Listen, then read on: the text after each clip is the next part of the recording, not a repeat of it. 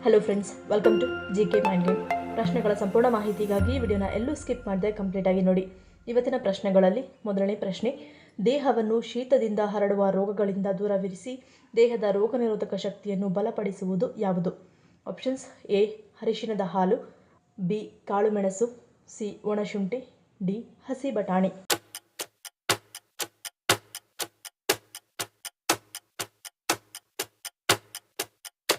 ಸರಿಯಾದ ಉತ್ತರ option C ಒಣಶುಂಠಿ. ಒಣಶುಂಠಿಯು ಅದರ ಉಷ್ಣ ಸ್ವಭಾವ ಮತ್ತು ಔಷಧೀಯ ಗುಣಗಳಿಗೆ ಹೆಸರುವಾಸಿಯಾಗಿದೆ. ಚಳಿಗಾಲದಲ್ಲಿ ಒಣಶುಂಠಿಯನ್ನು ಬಳಸುವುದು ಉತ್ತಮ. ಆಯುರ್ವೇದದಲ್ಲಿ ಜೀರ್ಣಕ್ರಿಯೆಯನ್ನು ಸುಧಾರಿಸಲು, ಕೆಮ್ಮು ಮತ್ತು ಶೀತವನ್ನು ಗುಣಪಡಿಸಲು ಮತ್ತು ದೇಹದಿಂದ ವಿಷವನ್ನು ತೆಗೆದುಹಾಕಲು ಇದು ಉಪಯುಕ್ತವೆಂದು ಪರಿಗಣಿಸಲಾಗಿದೆ. ಒಣಶುಂಠಿಯಲ್ಲಿ ಕಂಡುಬರುವ ಉತ್ಕರ್ಷಣ ನಿರೋಧಕ ಮತ್ತು ಉರಿಯೂತದ ಗುಣಲಕ್ಷಣಗಳು ಅನೇಕ ರೋಗಗಳ ವಿರುದ್ಧ ಹೋರಾಡಲು ಸಹಾಯ ಮಾಡುತ್ತವೆ. ಇದು ದೇಹವನ್ನು ಶೀತದಿಂದ ಹರಡುವ ರೋಗಗಳಿಂದ ದೂರವಿರಿಸುತ್ತದೆ ಮತ್ತು ದೇಹದ ರೋಗನಿರೋಧಕ ಶಕ್ತಿಯನ್ನು ಬಲಪಡಿಸುತ್ತದೆ.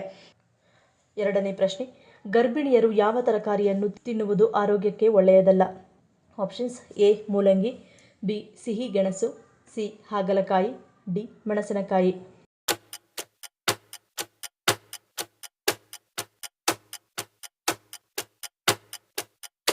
ಸರಿಯಾದ ಉತ್ತರ ಆಪ್ಷನ್ ಸಿ ಹಾಗಲಕಾಯಿ. ಹಾಗಲಕಾಯಿಯು ಋತುಚಕ್ರದ ರಕ್ತಸ್ರಾವವನ್ನು ಪ್ರಚೋದಿಸುವ ಮತ್ತು ಗರ್ಭಪಾತಕ್ಕೆ ಕಾರಣವಾಗುವ ಕೆಲವು ರಾಸಾಯನಿಕಗಳನ್ನು ಹೊಂದಿರುತ್ತದೆ. ಅಲ್ಲದೆ ಇದು ಹೊಟ್ಟೆಯಲ್ಲಿರುವ ಮಗುವಿಗೂ ಸೂಕ್ತವಲ್ಲ ಎನ್ನಲಾಗುತ್ತದೆ. ವಿಸಿನ್ ಎನ್ನುವುದು ಹಾಗಲಕಾಯಿಯಲ್ಲಿ ಕಂಡುಬರುವ ಒಂದು ಕಣವಾಗಿದ್ದು, ಇದು ಫೆವಿಸಮ್ ಎಂಬ ಸ್ಥಿತಿಗೆ ಕಾರಣವಾಗುತ್ತದೆ. ಅಂದರೆ ಆಮ್ಲಜನಕವನ್ನು ಸಾಗಿಸುವ ದೇಹದಲ್ಲಿ ಕೆಂಪು ರಕ್ತ ಕಣಗಳು ನಾಶವಾಗುತ್ತವೆ. ಈ ಸ್ಥಿತಿಯು ರಕ್ತಹೀನತೆಗೆ ಕಾರಣವಾಗಬಹುದು. ಇದರಿಂದಾಗಿ ಆಮ್ಲಜನಕವನ್ನು ಸರಿಯಾಗಿ ತಲುಪಿಸಲು ಸಾಕಷ್ಟು ಕೆಂಪು ರಕ್ತ ಕಣಗಳು ಇಲ್ಲದಂತಹ ಗರ್ಭಾವಸ್ಥೆಯಲ್ಲಿ ಮಹಿಳೆಯು ತೀವ್ರವಾದ ರಕ್ತಹೀನತೆಯಿಂದ ಬಳಲಿದರೆ ಅದು ಗಂಭೀರ ಸಮಸ್ಯೆಗೆ ಕಾರಣವಾಗಬಹುದು. ಹಾಗಲಕಾಯಿ ವಿಸಿನ್ ರಕ್ತವನ್ನು ಹಾನಿಗೊಳಿಸುತ್ತದೆ ಮತ್ತು ಗರ್ಭಾವಸ್ಥೆಯಲ್ಲಿ ತಾಯಿ ಮತ್ತು ಮಗುವಿಗೆ ಅಪಾಯಕಾರಿಯಾಗಬಹುದು. ಮೂರನೇ ಪ್ರಶ್ನೆ, ಪಾದಗಳಲ್ಲಿ ಮರಗಟ್ಟುವಿಕೆ ಮತ್ತು ಚುಚ್ಚಿದಂತಾಗಲು ಕಾರಣವೇನು? ಆಪ್ಷನ್ಸ್: ಎ ವಿಟಮಿನ್ಸ್ ಕೊರತೆ, ಬಿ ರಕ್ತ ಪರಿಚಲನೆ, ಸಿ ಅಧಿಕ ತೂಕ, ಡಿ ನಿರ್ಜಲೀಕರಣ.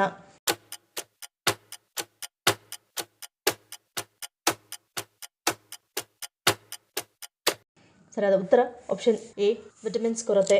ದೇಹದಲ್ಲಿ ವಿಟಮಿನ್ B12 ಮತ್ತು ವಿಟಮಿನ್ ಇ ಕೊರತೆಯಿಂದಲೂ ಪಾದಗಳಲ್ಲಿ ಸೂಜಿ ಚುಚ್ಚಿದಂತಾಗುತ್ತದೆ, ಮರಕಟ್ಟುವ ಸಮಸ್ಯೆ ಉಂಟಾಗುತ್ತದೆ. ಈ ಜೀವಸತ್ವಗಳು ನರಗಳನ್ನು ಆರೋಗ್ಯವಾಗಿಡಲು ಸಹಾಯ ಮಾಡುತ್ತವೆ. ನರಗಳ ಮೇಲೆ ಅತಿಯಾದ ಒತ್ತಡ ಬಿದ್ದಾಗ ಅದು ನರಗಳ ಹಾನಿಗೆ ಕಾರಣವಾಗುತ್ತದೆ. ಉದಾಹರಣೆಗೆ ಸ್ಲಿಪ್ ಡಿಸ್ಕ್, ಸಯಾಟಿಕಾ ನರದ ಸಮಸ್ಯೆ ಅಥವಾ ಯಾವುದೇ ಗಾಯದಿಂದಾಗಿ ನರಗಳ ಮೇಲೆ ಒತ್ತಡ ಬೀಳುತ್ತದೆ. ಇದರಿಂದಾಗಿ ಸೂಜಿ ಚುಚ್ಚಿದಂತಹ ಅನುಭವವಾಗುತ್ತದೆ. ಇನ್ನು ಕೆಲವೊಮ್ಮೆ ಒಂದೇ ಭಂಗಿಯಲ್ಲಿ ದೀರ್ಘಕಾಲ ಕುಳಿತುಕೊಳ್ಳುವುದು ಅಥವಾ ಕಾಲುಗಳನ್ನು ಮಡಚಿ ಕುಳಿತುಕೊಳ್ಳುವುದು ರಕ್ತನಾಳಗಳ ಮೇಲೆ ಒತ್ತಡವನ್ನು ಉಂಟುಮಾಡುತ್ತದೆ. ಇದರಿಂದಾಗಿ ರಕ್ತ ಪರಿಚಲನೆ ನಿಲ್ಲುತ್ತದೆ. ಇದರಿಂದ ಪಾದಗಳು ನಿಶ್ಚೇಷ್ಟಿತವಾಗುತ್ತವೆ ಮತ್ತು ಸೂಜಿ ಚುಚ್ಚಿದಂತೆ ಭಾಸವಾಗುತ್ತದೆ. ನಾಲ್ಕನೇ ಪ್ರಶ್ನೆ, ಭಾರತದಲ್ಲೇ ಅತಿ ಉದ್ದದ ಕೇಬಲ್ ಬ್ರಿಡ್ಜ್ ಯಾವ ರಾಜ್ಯದಲ್ಲಿದೆ? Options: A Gujarat, B Karnataka, C Tamil Nadu, D Goa.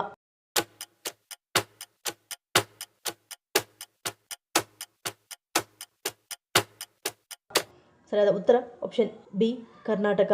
Shivamogga ಜಿಲ್ಲೆ ಸಾಗರ ತಾಲೂಕಿನ ಶರಾವತಿ ಹಿನ್ನೀರಿನಲ್ಲಿ ಅಂಬಾರಗೋಡ್ಲು ಕಳಸವಳ್ಳಿ ನಡುವೆ ಸೇತುವೆ ನಿರ್ಮಾಣವಾಗುತ್ತಿದೆ. ರಾಷ್ಟ್ರೀಯ ಹೆದ್ದಾರಿ 369 ನಲ್ಲಿ ಕಳಸವಳ್ಳಿ ಅಂಬಾರಗೋಡ್ಲು ನಡುವೆ ಈ ಸೇತುವೆಯನ್ನು ನಿರ್ಮಾಣ ಮಾಡಲಾಗುತ್ತಿದೆ. ಸಿಗಂದೂರು ಕ್ಷೇತ್ರಕ್ಕೆ ಲಾಂಚ್ನಲ್ಲಿ ಹೋಗುವ ಭಕ್ತರು ಸೇತುವೆ ನಿರ್ಮಾಣದ ಕಾಮಗಾರಿಯನ್ನು ಕಾಣಬಹುದು. ಲಿಂಗನಮಕ್ಕಿ ಜಲಾಶಯದ ಶರಾವತಿ ನದಿಯ ಹಿನ್ನೀರಿನಲ್ಲಿಯೇ ಈ ಸೇತುವೆಯನ್ನು ಆಧುನಿಕ ತಂತ್ರಜ್ಞಾನವನ್ನು ಬಳಕೆ ಮಾಡಿಕೊಂಡು ನಿರ್ಮಾಣ ಮಾಡಲಾಗುತ್ತಿದೆ. ಈ ಸೇತುವೆ ಪೂರ್ಣಗೊಂಡ ಬಳಿಕ ಇದು ರಾಜ್ಯದ ಎರಡನೇ ಅತಿ ದೊಡ್ಡ ಸೇತುವೆ ಎಂಬ ಹೆಗ್ಗಳಿಕೆಯನ್ನು ಪಡೆಯಲಿದೆ.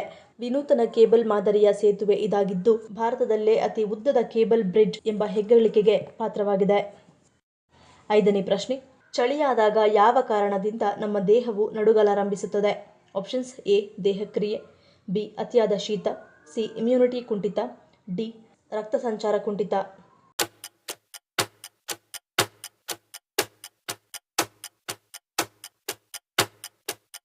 ಸರಿಯಾದ ಉತ್ತರ ಆಪ್ಷನ್ ಎ ದೇಹಕ್ರಿಯೆ. ನಾವು ಶೀತ ವಾತಾವರಣದಲ್ಲಿದ್ದಾಗ ಅಥವಾ ಅನಾರೋಗ್ಯದಿಂದ ಬಳಲುತ್ತಿರುವಾಗ ನಮ್ಮ ದೇಹವು ತನ್ನ ಆಂತರಿಕ ತಾಪಮಾನವನ್ನು ಕಾಪಾಡಿಕೊಳ್ಳಲು ಹೆಣಗಾಡುತ್ತದೆ. ನಮ್ಮ ದೇಹವು ಒಂದು ನಿರ್ದಿಷ್ಟ ತಾಪಮಾನದಲ್ಲಿ ಉತ್ತಮವಾಗಿ ಕಾರ್ಯನಿರ್ವಹಿಸುತ್ತದೆ. ಈ ತಾಪಮಾನವು ಕಡಿಮೆಯಾಗಲು ಪ್ರಾರಂಭಿಸಿದಾಗ ದೇಹವು ಅದನ್ನು ಹೆಚ್ಚಿಸಲು ಹಲವು ವಿಧಗಳನ್ನು ಅಳವಡಿಸಿಕೊಳ್ಳುತ್ತದೆ. ಈ ವಿಧಾನಗಳಲ್ಲಿ ನಡುಕ ಕೂಡ ಒಂದು. ನಡುಕವು ವಾಸ್ತವವಾಗಿ ನಮ್ಮ ದೇಹದ ಸ್ವಯಂಚಾಲಿತ ಪ್ರತಿಕ್ರಿಯೆಯಾಗಿದೆ. ನಮ್ಮ ದೇಹವು ಶೀತವನ್ನು ಗ್ರಹಿಸಿದಾಗ ಮೆದುಳು ಸಂದೇಶವನ್ನು ಕಳುಹಿಸುತ್ತದೆ. ಅದು ಸ್ನಾಯುಗಳನ್ನು ತ್ವರಿತವಾಗಿ ಸಂಕುಚಿತಗೊಳಿಸುತ್ತದೆ ಮತ್ತು ವಿಸ್ತರಿಸುತ್ತದೆ. ಈ ಕ್ಷಿಪ್ರ ಸಂಕೋಚನ ಮತ್ತು ವಿಸ್ತರಣೆಯನ್ನು ನಡುಕ ಎಂದು ಭಾವಿಸಲಾಗುತ್ತದೆ. 6ನೇ ಪ್ರಶ್ನೆ, ಅಧಿಕ ರಕ್ತದೊತ್ತಡದ ಕಾಯಿಲೆಯನ್ನು ನಿರ್ಲಕ್ಷಿಸಿದರೆ ಯಾವ ಅಂಗ ಹಾನಿಗೊಳಗಾಗುತ್ತದೆ? ಆಪ್ಷನ್ಸ್: ಎ ಹೃದಯ, ಬಿ ಕಿಡ್ನಿ, ಸಿ ಮೆದುಳು, ಡಿ ಮೇಲಿನ ಎಲ್ಲವೂ.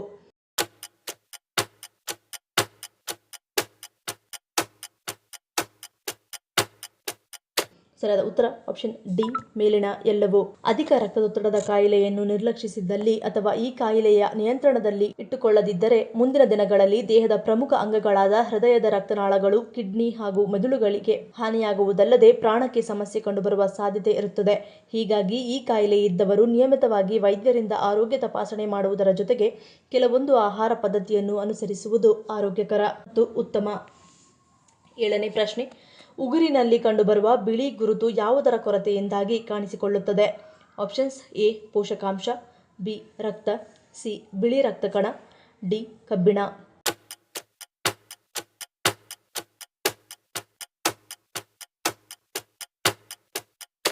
ಸರಿಯಾದ ಉತ್ತರ ಆಪ್ಷನ್ ಎ ಪೋಷಕಾಂಶ. ಪೋಷಕಾಂಶಗಳ ಕೊರತೆಯಿಂದಾಗಿ ಉಗುರುಗಳಲ್ಲಿ ಬಿಳಿ ಗುರುತು ಕಂಡುಬರುತ್ತದೆ. ಒಟ್ಟಾರೆ ಉಗುರು ಆರೋಗ್ಯಕ್ಕೆ ಸತು, ಕ್ಯಾಲ್ಸಿಯಂ ಅಥವಾ ಪ್ರೋಟೀನ್ ಅತ್ಯಗತ್ಯ.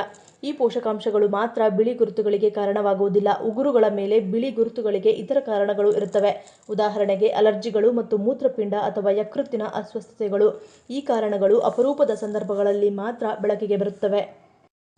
8ನೇ ಪ್ರಶ್ನೆ, ಸಿಗರೇಟ್ ಮತ್ತು ತಂಬಾಕು ಸೇವಿಸುವ ಜನರು ಹೆಚ್ಚಾಗಿ ಯಾವ ಕ್ಯಾನ್ಸರ್ಗೆ ತುತ್ತಾಗುತ್ತಾರೆ?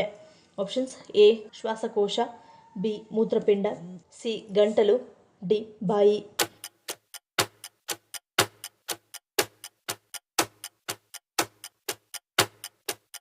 ಸರಿಯಾದ ಉತ್ತರ ಆಪ್ಷನ್ ಬಿ ಮೂತ್ರಪಿಂಡ. ಸಿಗರೇಟ್ ಅಥವಾ ತಂಬಾಕು ಸೇವಿಸುವ ಜನರು ಮೂತ್ರಪಿಂಡದ ಕ್ಯಾನ್ಸರ್ನ ಹೆಚ್ಚಿನ ಅಪಾಯವನ್ನು ಹೊಂದಿರುತ್ತಾರೆ. ಅಧಿಕ ತೂಕ ಹೊಂದಿರುವ ಜನರು ಮತ್ತು ಅಧಿಕ ರಕ್ತದೊತ್ತಡದಿಂದ ಬಳಲುತ್ತಿರುವವರು ಮೂತ್ರಪಿಂಡದ ಕ್ಯಾನ್ಸರ್ನ ಹೆಚ್ಚಿನ ಅಪಾಯವನ್ನು ಹೊಂದಿರುತ್ತಾರೆ. ಮೂತ್ರಪಿಂಡದ ಕ್ಯಾನ್ಸರ್ನ ಅಪಾಯವು ವಯಸ್ಸಾದವರಲ್ಲಿ ಕೂಡ ಹೆಚ್ಚಾಗಿ ಕಂಡುಬರುತ್ತದೆ. ಆದರೆ ಅಪರೂಪದ ಸಂದರ್ಭಗಳಲ್ಲಿ ಮಾತ್ರ ಇದು ಮಕ್ಕಳಲ್ಲಿ ಸಂಭವಿಸುತ್ತದೆ. ಲಕ್ಷಣಗಳ ಜೊತೆಗೆ ತೂಕದಲ್ಲಿ ಹಠಾತ್ ಇಳಿಕೆ ಕಂಡುಬಂದರೆ ರೋಗವು ಗಂಭೀರವಾಗಿದೆ ಎಂದು ಅರ್ಥ. ಇದೆಲ್ಲದರ ಹೊರತಾಗಿ ಅತಿಯಾದ ಆಯಾಸ ಮತ್ತು ದೌರ್ಬಲ್ಯವು ಮೂತ್ರಪಿಂಡದ ಕ್ಯಾನ್ಸರ್ನ ಸಂಕೇತವಾಗಿರುತ್ತದೆ. 9ನೇ ಪ್ರಶ್ನೆ, ಕತ್ತಲೆ ಕೋಣೆಯಲ್ಲಿ ಮಲಗುವುದರಿಂದ ಯಾವ ಆರೋಗ್ಯ ಸಮಸ್ಯೆಗಳು ಬರುವುದಿಲ್ಲ? ಆಪ್ಷನ್ಸ್: ಎ ಮೆದುಳು, ಬಿ ಮಧುಮೇಹ, ಸಿ ನಿದ್ರಾಹೀನತೆ, ಡಿ ಮೇಲಿನ ಎಲ್ಲವೂ.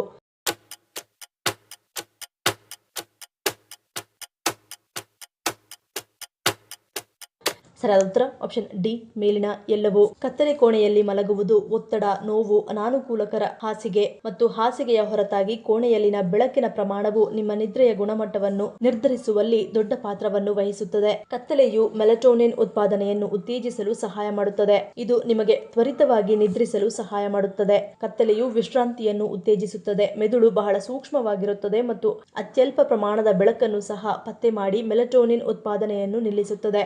ಇದು ನಿಮಗೆ ಗುಣಮಟ್ಟದ ನಿದ್ರೆ ಪಡೆಯಲು ಸಹಾಯ ಮಾಡುವಲ್ಲಿ ದೊಡ್ಡ ಪಾತ್ರವನ್ನು ವಹಿಸುತ್ತದೆ.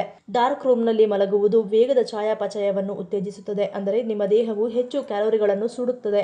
ಹೀಗಾಗಿ ನೀವು ಆರೋಗ್ಯಕರ ತೂಕವನ್ನು ಕಾಪಾಡಿಕೊಳ್ಳಲು ಅನುವು ಮಾಡಿಕೊಡುತ್ತದೆ. ಕತ್ತಲೆಯಲ್ಲಿ ಮಲಗುವುದು ಟೈಪ್ 2 ಮಧುಮೇಹವನ್ನು ಪಡೆಯುವ ಸಾಧ್ಯತೆಗಳನ್ನು ಕಡಿಮೆ ಮಾಡಲು ಸಹಾಯ ಮಾಡುತ್ತದೆ.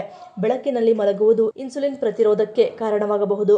ಇನ್ನು ಮೆಲಟೋನಿನ್ ಮಾನವ ದೇಹದಲ್ಲಿನ ಪ್ರಮುಖ ಹಾರ್ಮೋನ್ಗಳಲ್ಲಿ ಒಂದಾಗಿದ್ದು, ಈ ಹಾರ್ಮೋನ್ ರಾತ್ರಿಯಲ್ಲಿ ಫೀನಲ್ ಗ್ರಂಥಿಯಿಂದ ಉತ್ಪತ್ತಿಯಾಗುತ್ತದೆ ಮತ್ತು ಜೈವಿಕ ಗಡಿಯಾರಕ್ಕೆ ಸಮಯದ ಸೂಚನೆಯಾಗಿ ಕಾರ್ಯನಿರ್ವಹಿಸುತ್ತದೆ ಮತ್ತು ಗುಣಮಟ್ಟದ ನಿದ್ರೆಯನ್ನು ಉತ್ತೇಜಿಸಲು ಸಹಾಯ ಮಾಡುತ್ತದೆ. 10ನೇ ಪ್ರಶ್ನೆ, ಎಷ್ಟನೇ ಇಸ್ವಿಯಲ್ಲಿ ಅಧಿಕ ಮೌಲ್ಯದ ನೋಟುಗಳನ್ನು ಭಾರತದಲ್ಲಿ ಚಲಾವಣೆಯಲ್ಲಿದ್ದವು ಎಂದು ಹೇಳಲಾಗುತ್ತದೆ?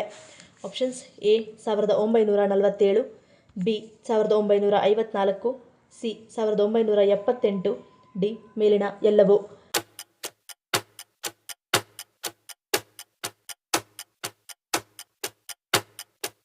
ಸರಿಯಾದ ಉತ್ತರ ಆಪ್ಷನ್ ಡಿ ಮೇಲಿನ ಎಲ್ಲವೂ. ಅಧಿಕ ಮೌಲ್ಯದ ನೋಟುಗಳು ಭಾರತಕ್ಕೆ ಹೊಸದಲ್ಲ. 1947ರಲ್ಲಿ ಸ್ವಾತಂತ್ರ್ಯ ಬಂದ ನಂತರ 5,000 ಮತ್ತು 10,000 ರೂಪಾಯಿ ನೋಟುಗಳು ಚಲಾವಣೆಯಲ್ಲಿದ್ದವು.